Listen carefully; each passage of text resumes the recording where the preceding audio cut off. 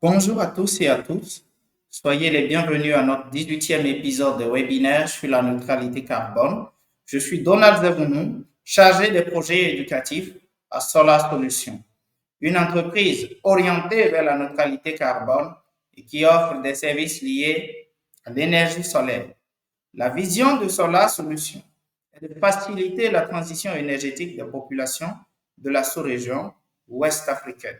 Solar Solutions a pour mission d'offrir des services liés à l'énergie solaire et de contribuer à l'atteinte de la neutralité carbone, toujours dans la sous-région ouest africaine. Depuis un certain temps, nous organisons des webinaires pour sensibiliser les populations sur les efforts qu'il faut faire pour atteindre la neutralité carbone. C'est donc dans cet objectif que nous nous retrouvons ce soir pour discuter du thème enjeux et attentes sociétaux liés aux nouvelles technologies de protection de l'environnement. Et pour mieux nous entretenir sur le sujet, nous avons le plaisir d'avoir à nos côtés le docteur Tanguy Ragui. Qui est-il? Pourquoi nous est-il si précieux à l'occasion de ce webinaire? Dans un instant, vous aurez le plaisir de faire sa connaissance. Mais avant de lui donner la parole pour qu'il puisse se présenter, j'aimerais vous dire que si vous aviez des questions ou si vous souhaitez intervenir à l'occasion de ce webinaire, d'attendre la fin de son intervention pour poser vos questions ou pour réagir ou commenter ces approches de solutions. Vous aurez le choix en appuyant sur chat, écrire directement votre question, votre commentaire dans la discussion ou simplement si vous souhaitez intervenir de façon orale en appuyant sur l'émoticône en haut à gauche après avoir appuyé sur chat, levez la main pour qu'on puisse vous donner la parole. Bonsoir, docteur Agoy. Voulez-vous, s'il vous plaît, vous présenter à nos chers participants? Bonsoir. Bonsoir tout le monde. Moi, c'est Dr Tanguy Agoy. Je suis spécialiste des questions environnementales. J'ai fait une spécialité de la gestion des espaces verts en milieu urbain. Je suis par ailleurs président de l'ONG Monde Action Durable, une ONG qui intervient un peu dans la protection, la sauvegarde, la défense de l'environnement. Nous faisons beaucoup d'activités au niveau donc de cette ONG depuis 5 ans qu'elle existe. C'est une petite et jeune ONG. Nous avons plusieurs actions à notre actif. Pour vous donner une idée, vous pourriez directement aller sur notre site internet ongmondeactiondurable.com, monde action avec S, durable avec S.com, et vous verrez un peu tout ce que nous faisons. Nous avons aussi notre page Facebook qui relaie un peu nos activités au quotidien. Je suis entre autres aussi journaliste, spécialiste des questions liées à l'environnement. Je m'occupe aussi un peu de la politique chez nous au Bénin. Merci beaucoup, docteur, pour votre présentation. Chers amis, chers participants, vous qui êtes sur cette plateforme, vous n'êtes pas sans savoir que l'épuisement des ressources et les risques écologiques sont plus que jamais au cœur des débats sociétaux et économiques. D'ailleurs, depuis les premières révolutions industrielles, les dynamiques technologiques sont la cause de multiples problèmes environnementaux. Comment les solutionner?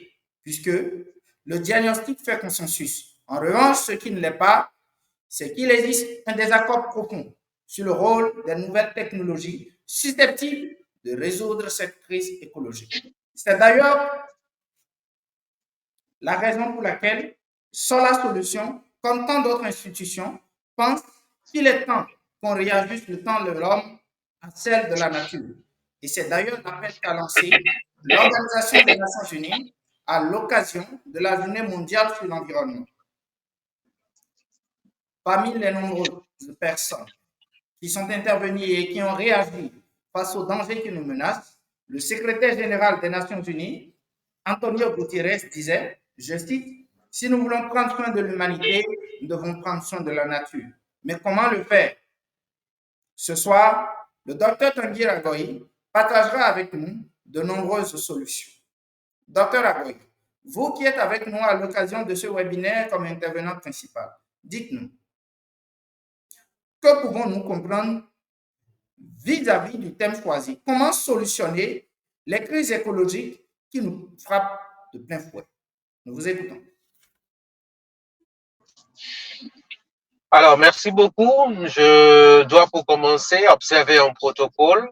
Pour en tout premier lieu, remercier les organisateurs de ce webinaire d'avoir pensé un peu à mettre au cœur de nos discussions, de notre quotidien, un peu des questions liées à notre environnement.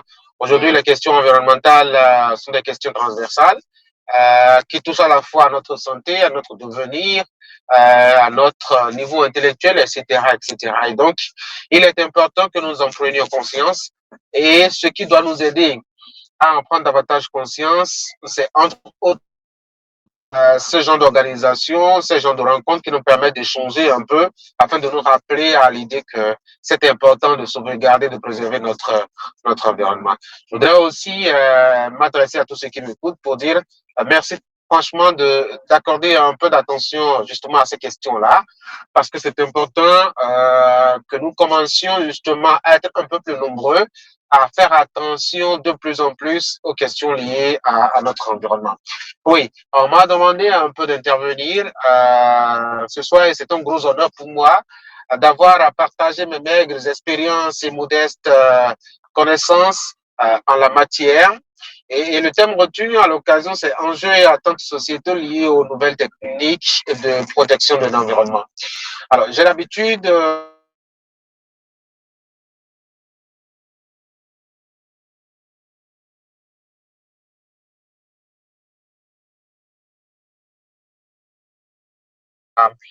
à la thématique que j'ai à présenter.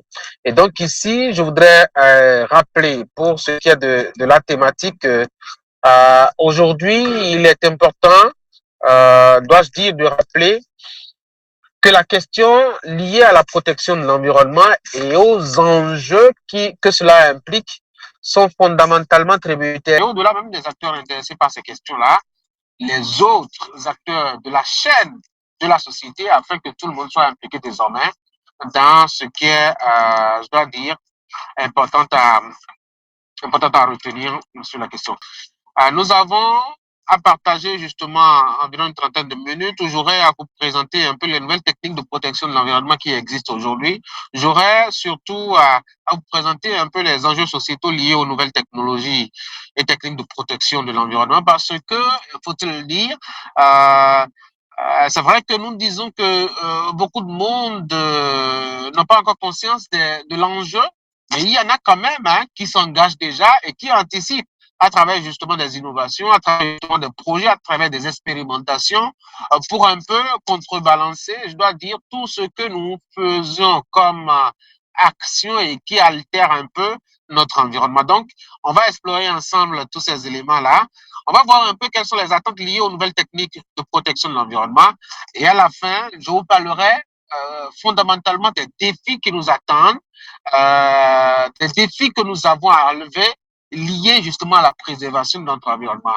Je dis, l'environnement est le bien précieux que nos parents et nos grands-parents nous ont légué. C'est important pour nous de faire un effort de le léguer tout au moins de façon intacte à aux générations à venir ou au plus, d'avoir à apporter un plus qui améliore fondamentalement, je dois dire, son état actuel. Voilà, donc, alors, en guise d'introduction, je dois dire que, et comme je le disais tout à l'heure, il y a toujours une pensée par laquelle j'ouvre toujours mes présentations. Et pour aujourd'hui, je voudrais vous dire que face aux menaces diverses contre l'environnement, donc contre notre espèce, l'espèce humaine, évidemment, nous devons être ingénieux pour trouver les moyens de protéger à jamais la seule richesse, le seul héritage que nous ont légué nos parents, à savoir la planète, à savoir notre environnement. Nous devons donc la transmettre ou le transmettre, pardon, aux générations futures. C'est un devoir et le devoir est complet lorsqu'on l'aura transmis, en tout cas en bon état ou en état suffisamment vivable aux générations qui sont à venir. Alors, pour la première partie, c'est-à-dire les nouvelles techniques de protection aujourd'hui de l'environnement. Il y en a beaucoup, mais je vais juste m'attarder à citer quelques-unes. Alors, plusieurs techniques, concepts et conceptions ont été conçus et mises en œuvre pour aider à changer un peu la courbe de destruction de l'environnement. Alors, ils peuvent être classifiés, mettons, en 3 catégories, à savoir d'abord les programmes de changement de comportement et d'attitude vis-à-vis de l'environnement.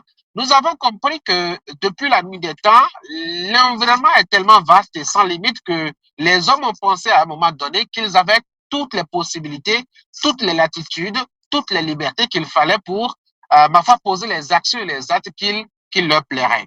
Or, il me semble que nous devons, en tout cas, si nous voulons transmettre une planète en bonne santé aux générations futures, voir un peu quelles sont nos attitudes, quelles sont nos actions par rapport à l'environnement et qui doit contribuer à sa préservation. Et donc, là-dessus, on a des techniques qui ont été inventées, des solutions ou des approches de solutions qui ont été préconisées pour changer un peu je dois dire notre attitude, notre façon d'approcher justement l'environnement. Et ça, c'est le premier élément. Et quand je parle de programme, etc., vous voyez un peu à l'école les concepts éco-citoyens, les approches de sensibilisation et d'éducation pour montrer un peu que l'environnement est une denrée essentielle nécessaire à notre survie et à la survie de l'espèce humaine. Ce sont des éléments donc qui amènent un peu au changement du comportement. Quand par exemple, on vote des lois dans une république pour appeler les gens à ne pas uriner à l'air libre ou à déféquer à l'air libre, etc., c'est une façon, ce sont des programmes qui amènent à impacter justement notre façon d'interagir avec l'environnement. Au-delà de cela, et ça c'est le deuxième élément, les pratiques de ralentissement ou de diminution des actes de destruction de la nature.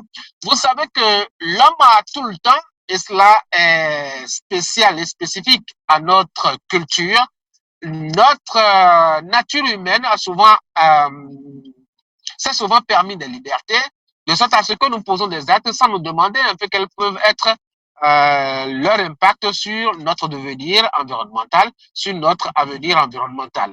Et donc, il y a des pratiques que nous avions qui aujourd'hui ont commencé à être ralenties à partir des sensibilisations, etc. Voyez-vous, on pouvait aller dans la nature, on pouvait aller dans la forêt pour élever n'importe quelle espèce végétale, etc., pour un peu répondre à des besoins spécifiques, que ce soit les besoins en matière d'énergie domestique, en matière donc de construction, etc., on allait prélever directement dans la nature. Aujourd'hui, on a des programmes qui rappellent que, oui, l'être humain, qui est l'essence dominatrice même de toutes les espèces existantes sur la planète, a remplacé les prélèvements et ainsi de suite. Donc, on a beaucoup de campagnes aujourd'hui qui existent pour un peu compenser les prélèvements que nous faisons. Au Bénin, on a par exemple le 1er juin qui est consacré à l'arbre. Donc, tout le monde sort, va planter un arbre ou entretient un arbre, etc., etc. Donc, ce sont des pratiques et des techniques qui permettent désormais de ralentir un peu tous les effets que nous avons contre notre environnement. Et ça, c'est le deuxième élément. On peut passer maintenant au troisième élément, qui est, ma foi, les pratiques de réduction de l'exploitation des ressources naturelles, de gestion rationnelle un peu, et surtout de recyclage. J'ai bien envie de mettre l'accent sur le mot recyclage, parce que de plus en plus, il y a des programmes et des projets qui mettent l'accent là-dessus, parce qu'on a bien l'impression que ce que nous consommons et plus tard ce que nous rejetons dans la nature est comme, je dois dire, les derniers éléments dont on ne peut pas tirer profit. Or, il me semble qu'en observant de près, il y a des éléments qu'on peut tirer de ce que nous rejetons dans la nature. Un simple exemple que je peux donner pour montrer un peu que ce que nous rejetons dans la nature peut nous servir d'une manière ou d'une autre, c'est par exemple les sachets plastiques. Au début, on a commencé à condamner les sachets plastiques pour dire que ce sont des éléments encombrants qui polluent non seulement l'environnement, mais qui nous pourrissent aussi la vie. Aujourd'hui, il y a des programmes et des projets qui montrent un peu qu'on peut retourner vers ces sachets, les utiliser, les recycler et en faire des éléments qui profitent à notre existence. À l'université d'Abomey-Calavi et notamment au centre Valdera, avec le professeur Placide Cléjo, dont je suis l'assistant, eh bien, on a installé un centre qui recycle un peu les sachets plastiques, les travaille et les transforme soit en pavés, soit en autres éléments essentiels à la vie humaine, au quotidien humain. Donc, On ne rejette plus tout systématiquement dans la nature. Ce que nous rejetons pour nous aujourd'hui est désormais un élément fondamental dans lequel on peut puiser pour aider notre quotidien à davantage mieux se porter. Chez nous, au centre Valdera, à l'université d'Abomey-Calavi, on ne parle plus d'ordure, mais on parle de l'or dur. Donc, on a des éléments qui nous permettent quand même de puiser des choses importantes pour pouvoir continuer à recycler ces déchets-là afin de ne pas encombrer un peu notre environnement. Je vais passer maintenant à la deuxième étape de ma présentation, les enjeux sociétaux liés aux nouvelles techniques de protection de l'environnement. On a, par exemple, un premier enjeu, la conscience sociétale, d'abord, de l'homme. Les populations doivent être éduquées à une conscience des défis environnementaux et de la nécessité d'une durabilité de la protection de l'environnement, la croissance économique et la stabilité sociale. Et ici, il s'agit de mettre l'accent sur le fait que non seulement il y a un cercle d'intellectuels qui ont pris conscience des enjeux liés à la préservation de l'environnement, mais surtout qu'il faut que ce petit cercle travaille à mobiliser le reste de la masse. Parce que nous, si nous faisons des questions environnementales, des questions élitistes, nous allons rester dans notre petit cercle de scientifiques, de chercheurs, etc., alors même que les populations directement touchées par ces questions ne comprennent pas le jargon dans lequel on leur parle. C'est pour cela que, ici, le premier enjeu qui se pose, c'est surtout de nous mettre au même diapason que ces populations-là, qui sont surtout au contact de l'environnement, afin de leur expliquer l'enjeu lié justement à cette protection donc de l'environnement. Nous devrons faire de sorte à ce que nous profitions de l'environnement, mais surtout de façon durable. Et ça, c'est un premier enjeu sur lequel il faut mettre l'accent. On va passer maintenant au second enjeu. Le deuxième enjeu, c'est le défi de l'innovation. C'est vrai qu'on peut dire, oui, il faut préserver l'environnement, il ne faut pas beaucoup prélever. Si nous prélevons, il faut remplacer, il faut trouver un moyen de compensation, etc. Mais alors, il y a des éléments et des actes que nous posons qui sont des actes qui n'offrent pas de possibilités de compensation. Quand nous installons une usine de production de je ne sais quoi, d'huile végétale ou autre élément, nous avons besoin de l'huile pour survivre. Alors que cette usine produit du gaz, de la terre, un peu l'atmosphère. Qu'est-ce que nous faisons en retour? Donc, en termes d'innovation, pour permettre à ce que le rejet, je dois dire, de fumée n'altère pas, ou tout au moins si ce rejet doit altérer, que ce soit récupéré d'une autre façon afin de servir davantage la cause environnementale. C'est un élément fondamental aujourd'hui pour permettre à ce que chaque élément, chaque être humain sur la planète Terre puisse non seulement continuer à faire ses activités, à produire comme il produit, mais surtout à trouver des techniques et des moyens très innovants pour permettre à ce que sa façon de produire puisse continuer à préserver l'environnement.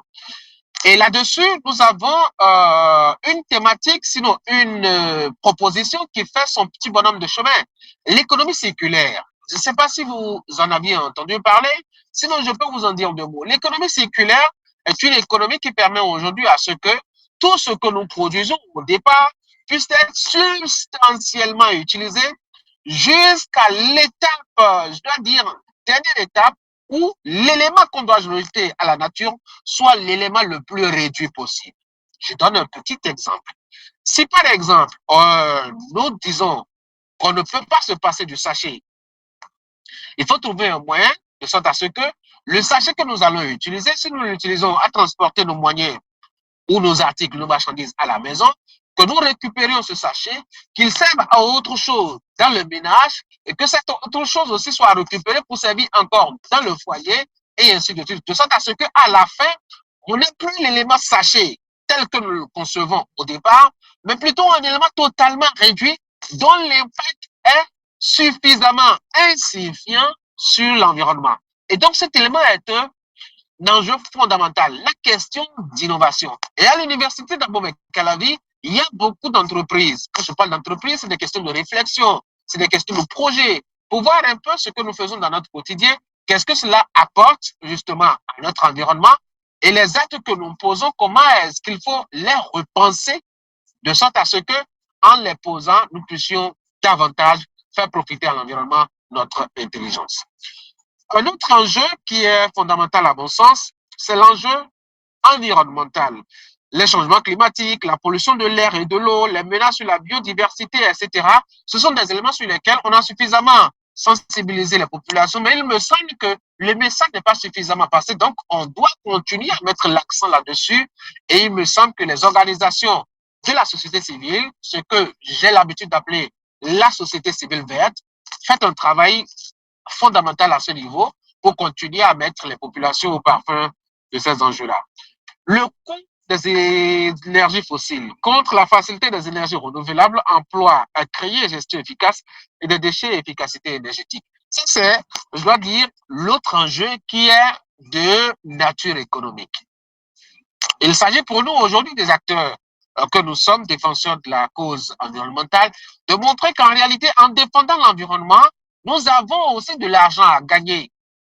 Quand nous disons ne polluez pas l'environnement, ou quand nous demandons à une population ne fais pas ça, que d'une manière ou d'une autre, elle a quelque chose à gagner en matière donc financière.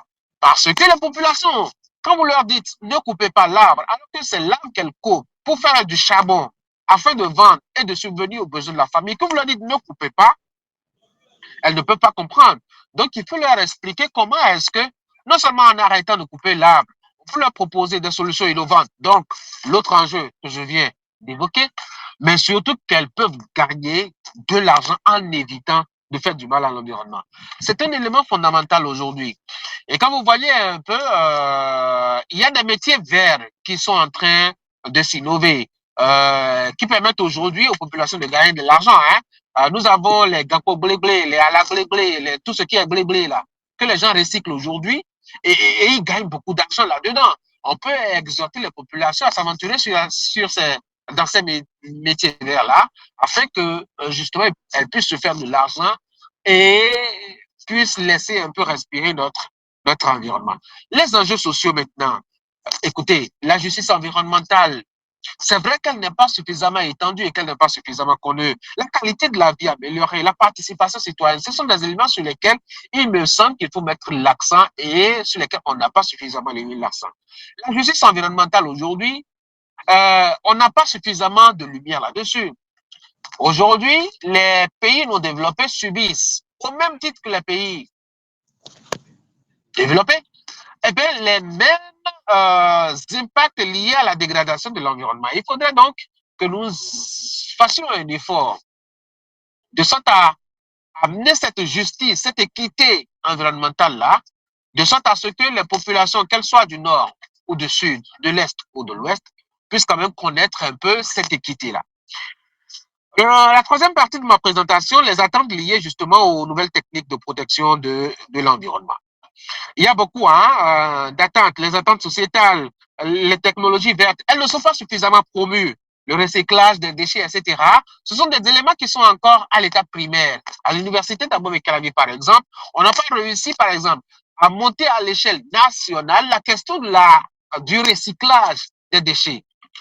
C'est vrai, on a fait quelques expériences, mais c'est juste à petite échelle. Donc, il y a le défi de l'élever à l'échelle nationale. Les technologies vertes, on n'en parle pas suffisamment. Les jeunes s'investissent beaucoup plus avec surtout l'Internet qui se développe dans les innovations, etc., qui préservent l'environnement. Il faudrait que nous travaillions à faire connaître ces innovations pour que le monde soit informé. Les politiques et réglementations. C'est vrai que de plus en plus, les politiques publiques commencent par prendre conscience et de l'intérêt, je dois dire, de la question de l'environnement. Et les réglementations ont commencé à naître ça et là. Je dois saluer le travail qui se fait avec la représentation nationale du Bénin, le Parlement, pour l'ensemble des tests qui ont été édictés, mais il faut veiller à leur application. On a dit que l'importation, l'utilisation, la promotion, la vente, etc. du sachet plastique, c'est interdit chez nous, mais vous savez très bien comment est-ce qu'on l'applique. Donc, c'est bien beau, les tests que nous votons, mais il faudrait veiller à leur application. Les institutions là-dessus qui permettent à ce que l'environnement soit préservé. Mais au-delà de ça, il faudrait passer outre l'existence de normes juridiques et institutionnelles pour passer surtout à l'application de ces normes qu'on a instituées. Et j'ai évoqué un peu la question du sachet interdit chez nous au Bénin en termes d'importation, d'exploitation, d'usage et de commercialisation. Vous savez que c'est un gros défi. On a abandonné cela depuis bien 3 ou 4 ans qu'on a voté cette loi-là. J'ai parlé de la responsabilité des sociétés qui sont de moins en moins engagées sur des questions vertes. C'est vrai, au départ, on leur fait l'exigence d'avoir à respecter les normes environnementales, mais dès lors que la structure est implantée, qu'est-ce qu'elle fait, qu'est-ce qu'elle produit et comment sa production impacte directement l'environnement.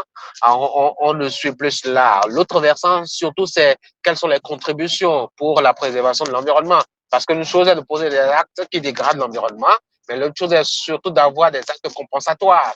Et c'est vrai qu'il y a là-dessus certaines structures, certaines entreprises qui, pour les 1er juin, en tout cas, sont au rendez-vous, financent des activités de plantation d'arbres. J'ai cité quelques entreprises au Bénin qui font cela, mais il y a que beaucoup d'entre elles ne font pas du tout de la question environnementale une priorité. Et là-dessus, il faut qu'on travaille à leur faire penser à ça.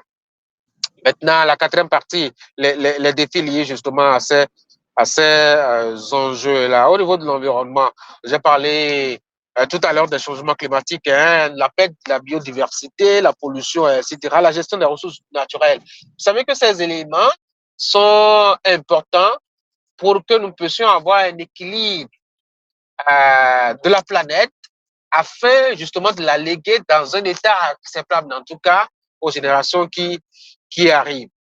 Les défis ici, c'est surtout d'arriver à faire intégrer à chaque citoyen sur la planète que les changements climatiques, c'est une réalité. Parce qu'il y en a encore sur la planète qui pensent que c'est des questions d'intellectuels, c'est des questions venues d'ailleurs et que ce n'est pas une priorité. Même parmi les responsables politiques que nous élisons, à la tête de nos États, ils ne sont pas encore suffisamment conscients de ces enjeux-là et nous devrons y travailler. La question technologique, notamment l'accès très limité, je dois dire, des populations aux technologies qui permettent un peu de ralentir nos actions sur l'environnement. Nous avons des innovations qui sont limitées, dont l'accès est limité, je dois dire, aux villes, aux centres-villes, alors que c'est surtout aux villages que nous avions besoin surtout d'implémenter ces éléments-là. Alors, le défi surtout ici, c'est d'amener ceux qui pensent ces innovations-là, surtout les transporter vers les centres non urbains, afin que ceux qui sont là-bas puissent accéder à cela. Et là-dessus, il faut démocratiser l'accès à l'Internet. Aujourd'hui, l'Internet est suffisamment cher et n'est pas vraiment accessible aux populations dans les villages. Celles qui peuvent avoir seulement 100 francs CFA pour se connecter, 200 francs CFA pour se connecter, ne peuvent pas mettre en pratique les innovations qu'on leur propose en ligne pour permettre à ce que leur impact soit réduit en matière donc de nocivité contre l'environnement. On peut passer encore à un autre élément, au-delà de la technologie. On peut parler aussi des enjeux, des défis sociétaux, les inégalités économiques, la résistance au changement climatique et surtout le manque de sensibilisation et d'éducation. C'est vrai, on a beau dire, oui, il faut intégrer les questions liées au respect de l'environnement dans les programmes scolaires, etc., mais qu'est-ce que nous faisons? Quand nous voyons un peu les programmes d'évaluation, je parlais des examens de fin d'année, par exemple, combien sont les questions qui sont liées à l'environnement, qui sont soumises justement à l'appréciation des candidats. C'est vrai, on a fait les enseignements en classe, mais si les apprenants ne sont pas évalués là-dessus, qu'est-ce que ça apporte? Il faut déjà que les apprenants prennent conscience de ce que ces enjeux-là peuvent être évalués, en tout cas pendant l'évaluation en fin d'année scolaire, afin qu'ils puissent commencer à se l'intégrer. Il y a aussi les défis économiques. Aujourd'hui, c'est vrai qu'on dit il y a des financements qui existent, qui peuvent appuyer un peu les initiatives, etc. Mais au niveau national, dites-moi quelles sont les structures qui sont à même d'apporter un appui financier direct aux organisations de la société civile afin d'avoir des actions qui sont impactantes sur l'environnement. Il n'y en a pas ou il y en a très peu. En Afrique, les politiques publiques n'accordent pas suffisamment, je dois dire, de moyens aux organisations de la société civile afin de mener des actions directement sur les populations afin de préserver l'environnement. Et donc, il y a un élément fondamental à mettre en jeu ici. Et c'est un gros défi pour les budgets, c'est un gros défi pour les acteurs politiques aujourd'hui d'engager des valeurs économiques et financières colossales pour pouvoir mobiliser les énergies afin de pouvoir changer la donne telle qu'elle est actuellement.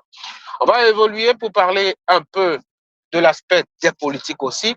C'est vrai qu'on a des cadres qui sont relativement innovants et qui s'adaptent. Au Bénin, on peut se dire, OK, ça va mieux. Parce qu'on a une loi, on a des institutions, on a, je dois dire, des référents en matière donc de sanctions qui permettent à ce que tout manquement, par exemple, à la nature et à l'environnement puisse être, ma foi, puni. Mais il y a des pays dans lesquels ces normes législatives ne sont pas encore respectées, ces tests ne sont pas encore respectés. La dernière fois, j'étais à un lancement de livre consacré justement aux lois et tests qui existent au Bénin, qui encadrent l'environnement. Et j'ai pu découvrir que le Bénin, en cette matière-là, est suffisamment en avance sur un certain nombre de pays, notamment dans la sous-région.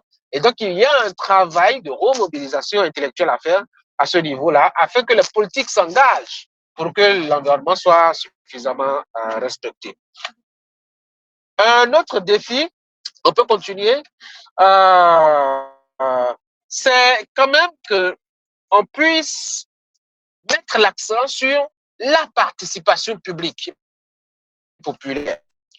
Parce qu'aujourd'hui, on a l'impression que quand on évoque la question de la préservation de l'environnement, les populations ont l'impression que c'est une question élitiste. Il faut populariser la question de la protection de l'environnement. Et cela peut se faire qu'à travers des décisions assez éclairées. La contribution du public peut nous aider beaucoup à orienter les actions politiques. Nous avons des cadres intellectuels, nous avons des universitaires qui s'enferment à l'université, qui ne veulent pas vraiment ouvrir ou s'ouvrir, je dois dire, aux discussions au plan national, parce que peut-être la politique ne leur plaît pas, ou peut-être parce que la politique a un mode de fonctionnement qui n'est pas à leur goût. Et donc, c'est un travail à faire à ce niveau pour pouvoir mobiliser davantage les énergies afin d'éclairer un peu les décisions qui se prennent au plan national. L'acceptation sociale. Nous avons un engagement du public qui favorise, je dois dire, l'engagement et l'acceptation, l'adoption de nouvelles technologies. On a une sorte de résistance parce que c'est la nature humaine. Hein? Quand il y a un petit changement, une petite innovation dans ce que nous faisons au quotidien, nous avons tendance à nous opposer. Il y a donc un travail de sensibilisation à faire à ce niveau-là, de sorte à ce que les gens puissent adhérer à notre environnement. Alors, les innovations qui sont collaboratives. La collaboration entre différents acteurs peut conduire à des innovations plus créatives et à des meilleures résolutions des problèmes environnementaux. Aujourd'hui, on a des startups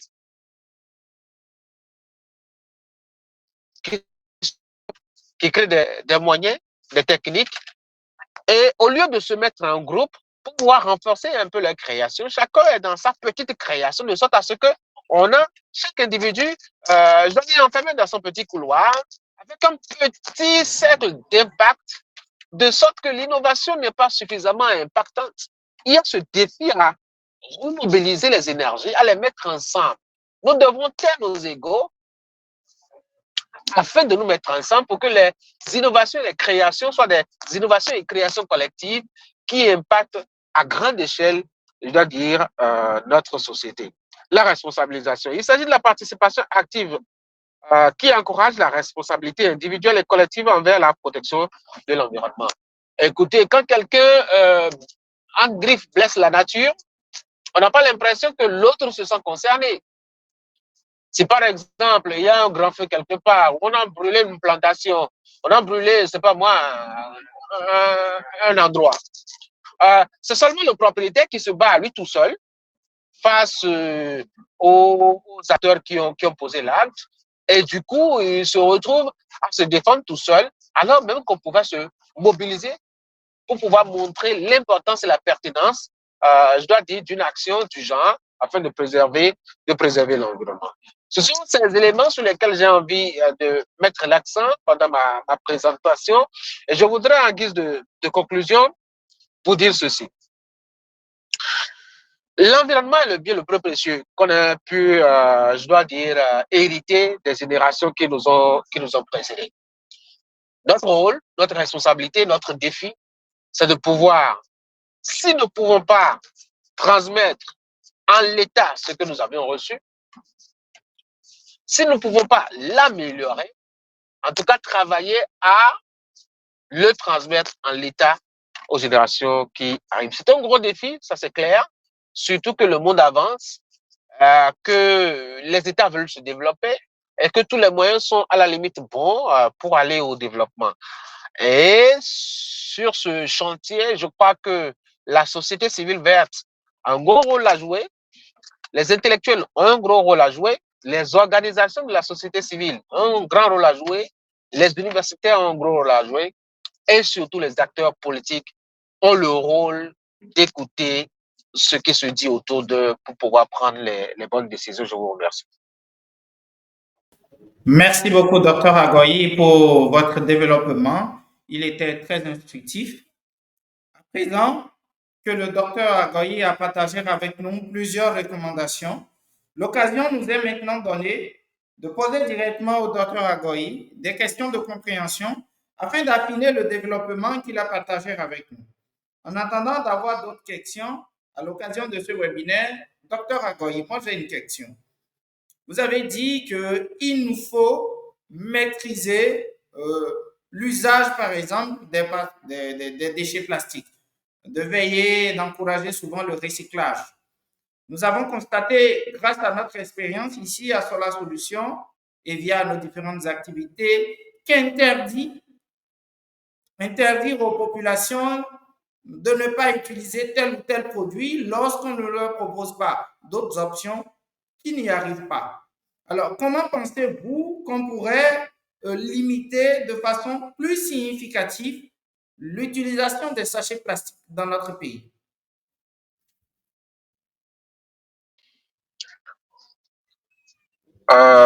Merci beaucoup. Il faut dire que la question des sachets plastiques, c'est un gros défi et c'est surtout un enjeu à la fois économique. C'est d'ailleurs pour cela que c'est difficile à mettre en application parce que derrière les acteurs qui sont impliqués dans la question de l'usage, de l'utilisation des sachets, il y a beaucoup d'enjeux économiques, c'est beaucoup de milliards. Et il faut comprendre que les politiques publiques ont beaucoup de peine à régler ce problème-là. Mais alors, si vous interdisez à quelqu'un de faire quelque chose, il faut lui proposer une solution alternative. Et l'échec de la question liée au sachet plastique est venu, je dois dire, du coût de la solution qu'on leur a proposée. Parce que dans le temps, je me rappelle qu'on leur avait dit que dans les supermarchés, dans les marchés, que cette population pouvait avoir accès à des sachets ou à des emballages biodégradables. Elles ont été d'accord. Seulement que quand elles ont été vers ces emballages biodégradables, elles se sont rendues compte que, contrairement aux sachets plastiques qui pouvaient s'acheter à 10 francs CFA, à 25 francs CFA, à 50 francs CFA ou à 150 francs CFA pour ce qui est le plus solide, que vous connaissez très bien, je ne veux pas faire de la publicité, elles se sont rendues compte que le coût minimum qu'il faut débourser pour avoir accès à ces sachets biodégradables ou des emballages biodégradables, c'est 200 francs CFA. Quand vous mettez 200 francs CFA sur ce que les populations ont acheté, les emplettes qu'elles ont faites, vous voyez un peu déjà que ça a suffisamment gonflé.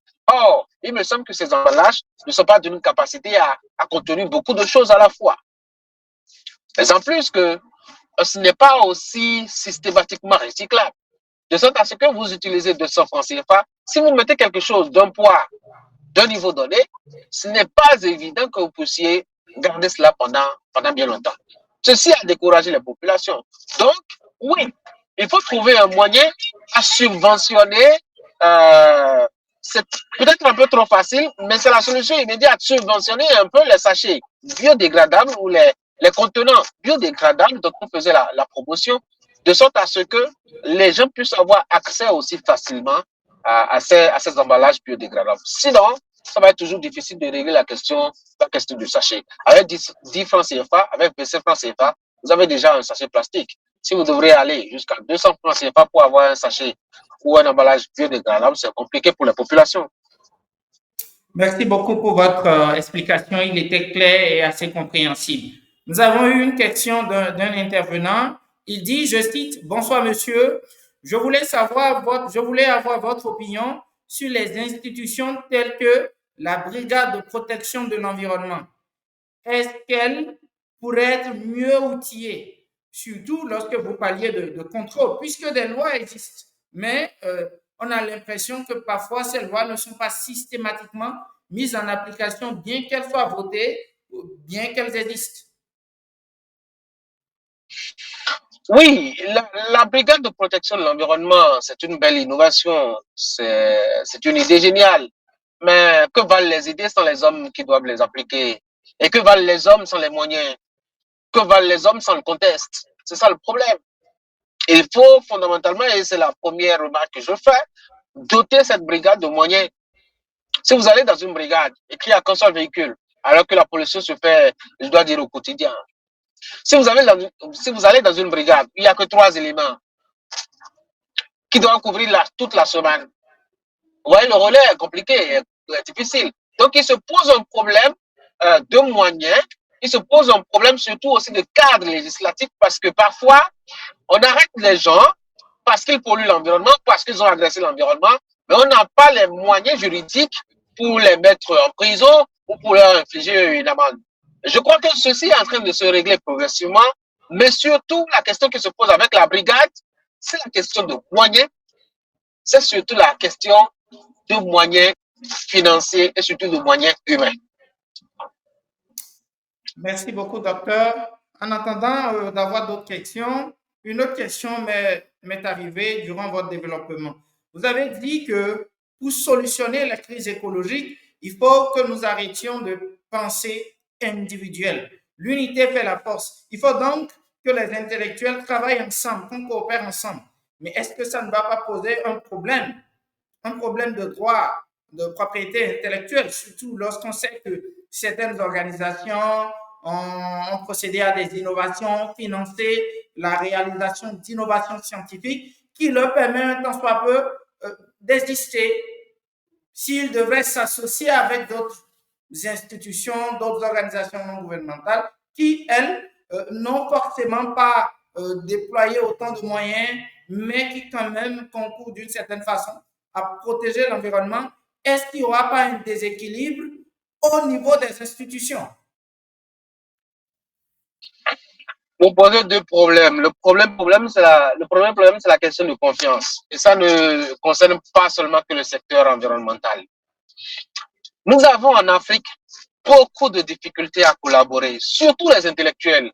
La solidarité africaine existe dans la tradition. Les gens se mettent ensemble pour aller cultiver des champs. Les gens se mettent ensemble pour engager des cérémonies de circoncision, d'excision, bon, enfin, c'est interdit, etc., etc. De mariage même. Au nord du Bénin, l'année écoulée, j'avais quand même, mettons, une vingtaine de jeunes se mettre ensemble pour organiser une cérémonie commune de mariage. Dans la tradition, chez nous, en Afrique, on a cette capacité à se mettre ensemble. Seulement que ceux qui sont allés à l'école comme nous ont des problèmes à se mettre ensemble, ont des problèmes à se faire confiance, ont des problèmes à engager ensemble des projets et à les faire aboutir. C'est la suspicion et l'individualisme que nous avons importé. C'est cela que nous devons travailler à faire taire. Et là-dessus, il me semble que la civilisation européenne, ou si vous voulez, occidentale, largement dominée par l'écriture, nous y aide suffisamment. Il suffit d'arrêter des tests, de faire signer à chaque partie les clauses du test. Qu'est-ce que toi tu apportes? Qu'est-ce que toi tu fais? Quand ça tombe, quand ça marche, qu'est-ce que toi tu gagnes? Qu'est-ce que moi je gagne? Qu'est-ce que toi tu ne gagnes pas? Quand on s'entend sur cette question-là au départ, il me semble que l'essentiel est réglé. C'est la question de suspicion, la question de manque de confiance qui fait que les acteurs, notamment du domaine de l'environnement, ne peuvent pas se mettre ensemble, mettre les synergies ensemble, mettre les innovations ensemble, les idées ensemble, pour pouvoir créer un mouvement qui apporte un plus à la sauvegarde de l'environnement. J'ai vu des gens innover des toilettes publiques, maintenant écologiques, un seul individu. Quelqu'un d'autre innove, je ne sais pas trop quoi, euh, euh, l'usage et le traitement de l'urine pour l'amendement du sol. Mais ces deux pouvaient se mettre ensemble pour que pendant que l'autre conçoit, je dois dire, les toilettes écologiques, que l'autre mette en même temps à côté son idée pour recueillir l'urine afin de l'utiliser pour l'amendement du sol. Mais les deux sont chacun dans son coin et personne ne veut aller l'un vers l'autre. Comment est-ce que justement ces deux innovations peuvent avoir un impact significatif sur le quotidien des populations? Ça va être compliqué. Et donc nous avons un problème de confiance. Et ça paralyse justement toutes les actions pour aider l'environnement à mieux se porter. Merci beaucoup à vous, docteur Agoy, pour vos différentes explications. Elles nous sont allées droit au cœur et nous espérons que tous ceux qui regarderont ce webinaire, une fois qu'il sera mis sur YouTube, pourront en profiter comme nous en avons profité. Et nous rappelons une fois de plus, le docteur Agoy, comme Solar Solutions, est disponible pour répondre à vos questions et pour vous accompagner, surtout lorsqu'il s'agit de protection de l'environnement. Docteur Agoy, avez-vous un mot de fin à l'endroit de la population béninoise, ouest-africaine ou africaine? Bon, le mot de fin que j'ai, c'est de dire mon bonheur à avoir partagé mes maigres connaissances avec ceux qui étaient en ligne. C'est de dire tout mon bonheur à surtout évoquer des questions liées à l'environnement et à confronter mes idées avec celles d'autres personnes un peu partout dans le monde.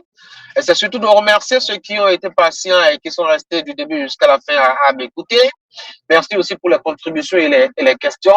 J'espère que nous pourrions continuer à travailler surtout ensemble et en synergie, de sorte à avoir des actions qui impactent suffisamment l'environnement.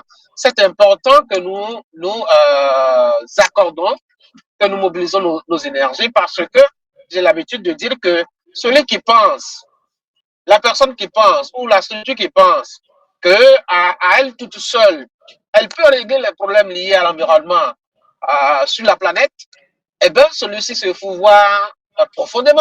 Il faudrait que nous arrivions à cette étape où nous comprenons que si nous ne nous mettons pas ensemble pour une synergie d'action, nous allons nous perdre parce que nous allons perdre l'environnement et l'environnement, c'est notre vie. Je remercie chacun, ceux qui sont restés en ligne, et je vous dis sincèrement merci pour ce bonheur que vous m'aviez fait de partager avec nous ces quelques moments. Merci beaucoup, docteur Agoy, pour votre mot de fin et nous espérons que vous avez sincèrement profité des recommandations du docteur Agoy. Nous sommes donc à la fin de notre 18e épisode de webinaire sur la neutralité carbone et nous remercions tous ceux qui, au passage, ont profité directement des recommandations du docteur Agoy. Vous pouvez nous suivre, comme nous l'avons dit, sur nos différents réseaux sociaux et nous rappelons une fois de plus encore que ce webinaire, comme les webinaires passés et les futurs webinaires, seront mis sur notre page YouTube. Toutefois, vous pouvez également prendre contact avec l'entreprise Solar Solutions en nous écrivant directement si vous souhaitez nous joindre par WhatsApp au plus 229 60 22 94 94 au plus 229 60 22 94 94 ou nous écrire directement à l'adresse mail marketing@solarsolutions au pluriel .africa.com marketing@solarsolutions au pluriel .africa.com. Merci à tous et à toutes d'avoir été des nôtres. Le lien et le numéro cités ont été partagées dans la discussion. Merci à tous et au revoir.